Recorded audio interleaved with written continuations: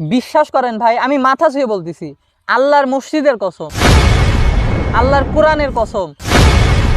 আর আল্লাহ ব্যতীত অন্য কারো নামে কসম কাটা ছোটখাটো শিরক।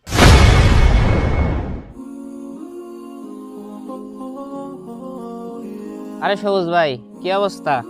পড়ালেখা কেমন চলে? এই তো কোনো রকম চলে আর কি। আরে এইবার আবার কিরা কল দিল। হ্যালো, আসসালামু আলাইকুম। ওয়ালাইকুম আসসালাম। সবুজ, কি করো এখন? আরে বন্ধুর সাথে আড্ডা দিচ্ছি রে ভাই। তুই আমার টাকা নিলি, আর তো দিলে না। আজকে বিকেলে দেওয়ার কথা। ভাই আপনার টাকা বিকালে দেওয়ার কথা ছিল, কিন্তু আমি টাকাটা আসলে জমাতে পারি নাই। তুই টাকা নিয়ে আমাকে আর কত ঘোরাবি? ভাই সত্যি বলতেছি, আগামী 1 সপ্তাহের মধ্যে তোর টাকা আমি সব দিয়ে দেবো।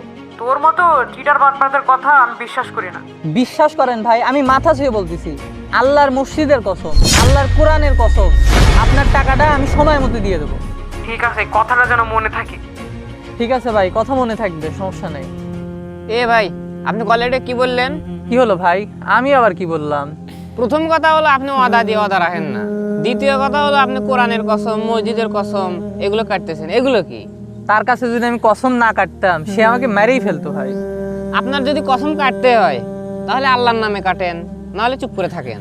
মানুষ কি কসম কাটে না? মা বাবার নামে কসম কাটে, মসজিদের নামে কসম কাটে, আর আমি কসম কাটলে সমস্যা? এটা তো নর্মাল বিষয় ভাই।